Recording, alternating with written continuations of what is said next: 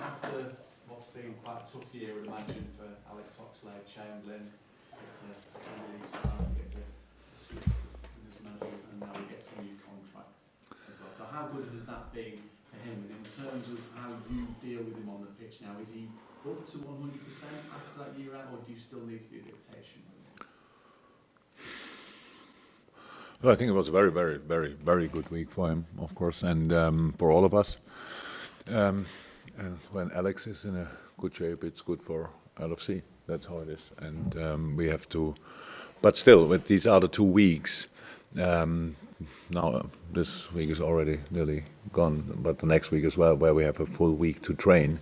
And that's what we have to do, because after that we play all 3 days, and that's what we try to do, to make the players pretty much fit for the rest of the season with proper sessions. And then we have the 2 games, but these 2 games are very, very important, obviously, but not the only ones we have to play. So Alex is, I would say, in the best shape I can remember, because it's long ago that before he got injured, and all looks good. It's not only physically in a good shape, mentally very good, all that stuff. So yeah, and we need him, and so it's all like it should be. And you touched upon it there, but that full week that you've got between games now. So what have you been able to do with a full week of training that maybe you couldn't do before, and what impact can that have?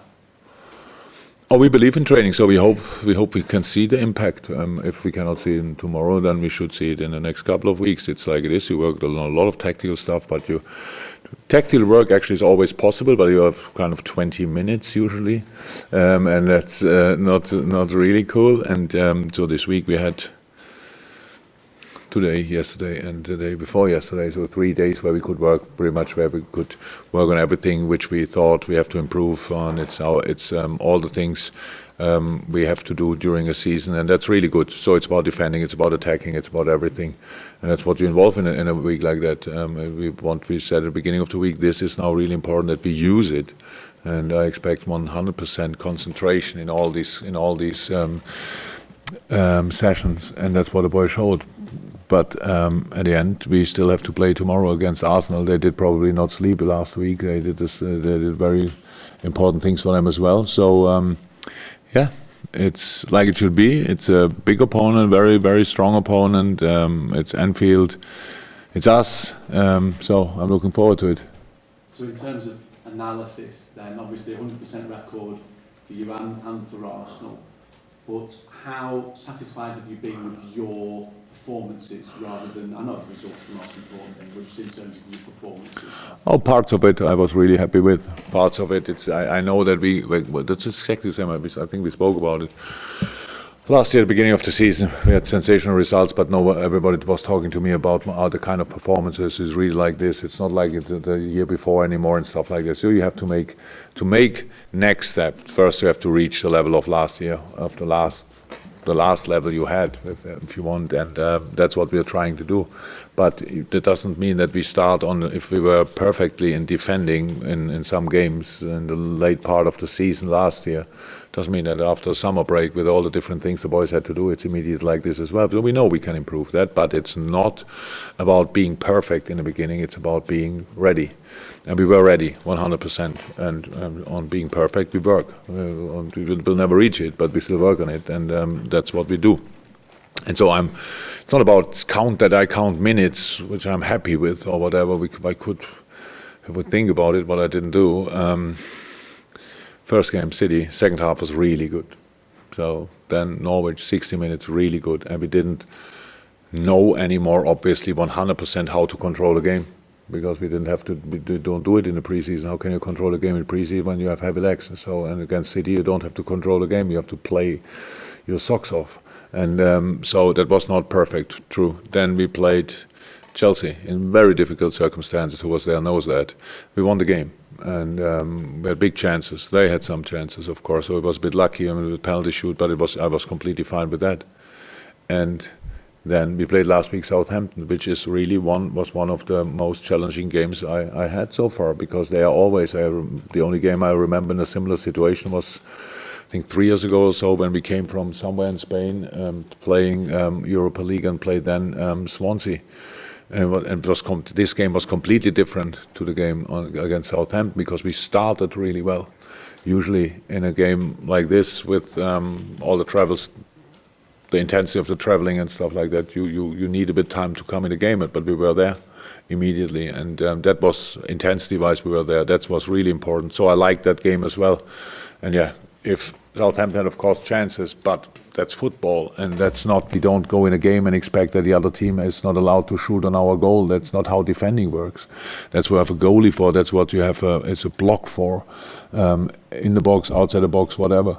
And so there are a lot of positive things, but we always say it, and we know it. There are a lot of things, space for improvement as well, and that's what you have to do. It's we are not in an individual sport. It's a team sport, and a team sport means if 2 are in a world-class shape and 9 not, doesn't help. So we need to bring them all in the right shape, and probably in the best moment, in the best case, in the same moment, and then let's play football. So what we did. How is that?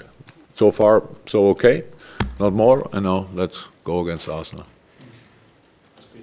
Jurgen, can I do the medical check-up, please? How close is Alisson to a return?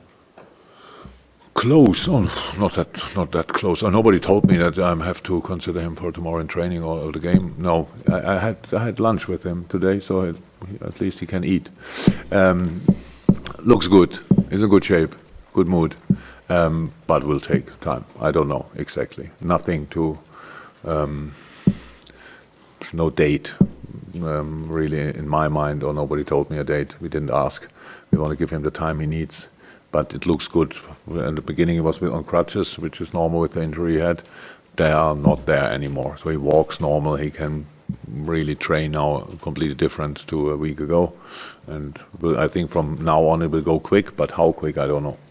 Any other doubts or absentees confirmed for tomorrow? Apart from the long-term injuries, no, not that I know. Can I just check on Dejan Lovren? A lot of speculation about Dejan moving away, maybe to Germany. Anything to report on that? Surprisingly, no. Just thought that. Yeah, good. Jurgen, just going back to Ox, I mean, really know as a player, you also know as a person and a player. I don't know, coming back from an injury that bad, but what impressed you the most? Because I imagine there were some pretty dark times along the way in his recovery to get him to where he is now. I was just wondering what impressed you from his point of view to come back from what he did. Nothing really. It's not that I'm impressed by it, because it's a professional football life. That's how you would expect it. So we have to be there for the darker moments in a rehab. All of us, me, the staff, medical team especially, where they're closest. But I don't think he had too many of them. I think the most difficult period was the preseason for him, because then from a specific moment on, he was from the first day. From a specific moment on, we treated him like a normal player, not like a formerly injured player, and that was then really hard for him. That way, was not nobody was then happy with the performances he could put in, because that's normal. Now you feel first time again, you feel how intense all that stuff is around the games, the normal training, and all that stuff, and not always somebody takes care. Oh, that's too much for you. You do something else. Here we cannot do that. You do something else. So from a specific moment in prison, he did all the normal stuff, and that was really hard for him to accept. And it's normal if you are such a talent. If the things don't work out, that's how it is, and that you could see that. But he went through that as well, because that's a very important process as well, to stay patient in kind of a football way, that you accept it will not happen overnight. You have to work for it, and you have to work in the long term for it. And it's not about doing the rehab stuff to get fit. No, it's in the moment you are fit to do the stuff to get on the best fitness level you can be. And that was the hardest thing for him, I'm pretty sure. And he did that. But as much as I like him, that's what he had to do. That's what he had to do. Everybody has to do. It's not allowed in our life, in our sports, and to give up at any point. So as it sounds hard, but it's exactly like that. Because at the end, when you are fit, you are judged again, and you need to be ready for that as well. It's not only now the game was brilliant of Oxlade against Southampton, but that's one game, and we have to, of course, we need that. He needs that more often. We need that more often. It will happen, but there will be other moments as well, and we have to be always ready for them as well. And that's exactly so. Was a perfect period, I would say. Was only much too long, but that was because of the injury. But all the steps he did were exactly the right steps, and now he's back on track. And now, the good times are ahead.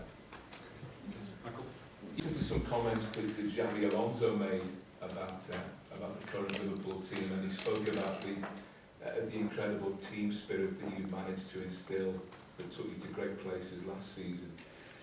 In the same way as you've spoken about the rhythm of the team taking time to get going at the start of the campaign and the pre-season, is it a given that the team spirit comes back as it was, or is that something that also needs to be worked on? There are different kinds of team spirit, and the spirit in the team could not be better in the moment. So they won the Champions League last year together, so and won 32 games. Don't know exactly. So if they would not be close, then that would be really funny. So they're very close. But what you need is a competitive team spirit as well. You have to kick the butts of your teammates in the right moment. It's a very competitive team spirit. What you need to be really difficult to beat and all that stuff. It's not about want to have a drink every night together. It's about doing the right things and knowing much better than others for who you are doing it. For your mate, for your best friend, maybe for whatever. Yeah. I like what Hendo said in the preseason when he got asked about that. He said, yes, we will stay friends forever. That's how it is. But in a moment, we have to be friends, not best friends, again, because best friends means that everything what you do is the other guy likes. We have to push each other. We have to be really, as a team. I've used that word too often probably, but we have to be as a team very angry about everything else around. We have to really stay greedy in all these things. We are. That's I'm not in doubt about that. But that's what I mean. A different kind of team spirits. The best team spirit in the world is not helpful if it's only about being together and stuff like this. We need this kind of team spirit where everybody pushes each other, and that's what we had, what we have. But we need to have it as well in the future, and that's not guaranteed. We have to work on that every day, and that's what we try to do. The transfer window closed here over a week ago. There's still a little time before the transfer window closes elsewhere around Europe. I'm sure there's a lot of nervous managers. Do you think that decision needs to be revisited, the unilateral idea of closing before everybody else? And if you had your chance, would you sort of have it later on the same as everybody else? I don't care when it closes. I only think it must close at the same time. When that is, I don't care. That was the idea in the first place when they spoke about let's finish it before the season starts or whatever, and then everybody knows and can plan with the squad. That's a good idea. But then only England did it, and all the rest didn't do it, and that makes no sense. In that moment, England should have said, "Okay, it's only for all or nobody," and that really makes no sense, because if somebody could explain it to me, what's the benefit for the Premier League? What is it? So we don't really have a problem, but other teams, key players are still on the market, kind of. And everything can happen. You want to have the team not only together. You want to have the team together and focused on the future. So, and if that's not possible, as long as there is a door open. And these weeks now are not the most intense weeks of the season. So you need a squad. From the squad you need from match day 5 on, with the full squad.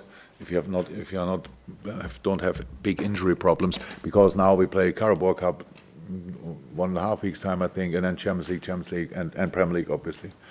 That means then you need everybody in the squad. So, but in this moment, where not everybody's used, maybe like he wants to be used, we have the problem that there's always somebody asking, but he's not playing that much.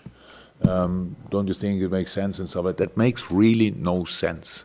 And we are not even really involved in it, to be honest. It's not for us, it's not a big problem, but it is for other clubs. And I don't understand why this decision is not already reviewed at least and made it, and said, okay, that was a good idea, but didn't work out, so let's change it again. Yeah, I know you've touched on team news, but is there any clearer picture on Naby Keita's injury at the moment? Unfortunately, long term doesn't mean 6 months. It means a couple of weeks, and so no real news. He's still doing well, but not close enough for this weekend.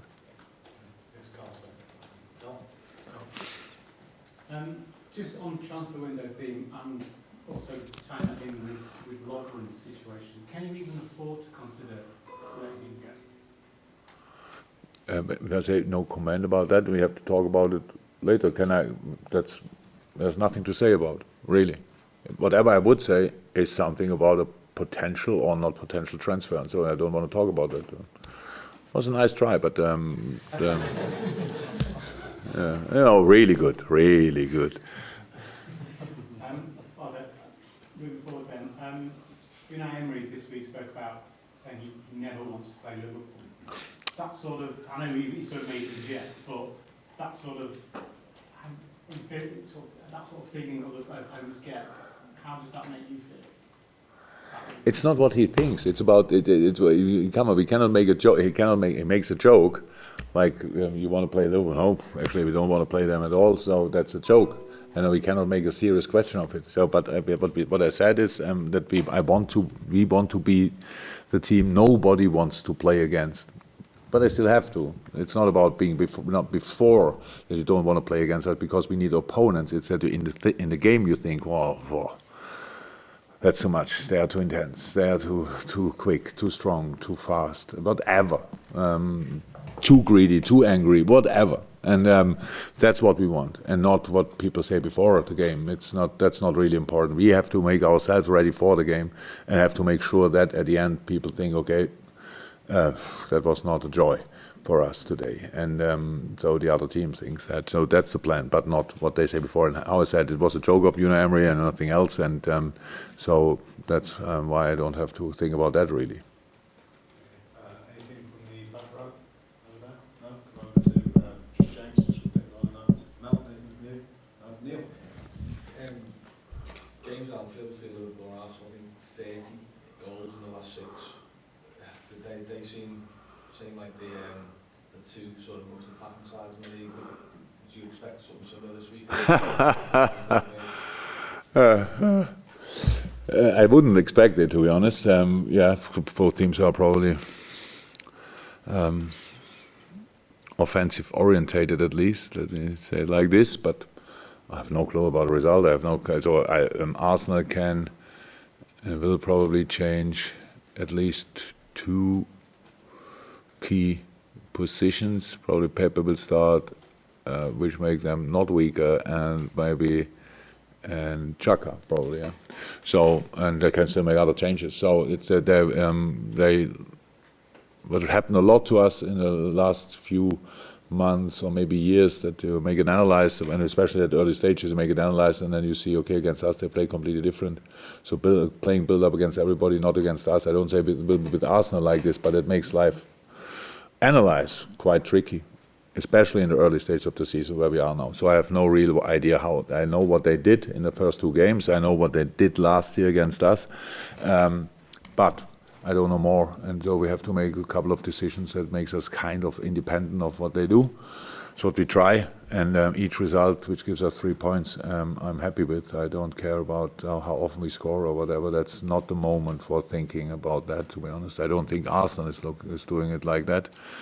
If you look at the team, how they set up in pretty much each lineup, good football players on all positions and real speed up front. Wow, real speed, and that makes it tricky to defend it all the time. To do that stuff, you have to be brave. You have to play your own football. You have to try to keep possession. You have to be direct and all that stuff. So a lot of things to do and to consider in that game, but against a very strong opponent. That's why I said I'm really looking forward to it, because it's in the early part of the season.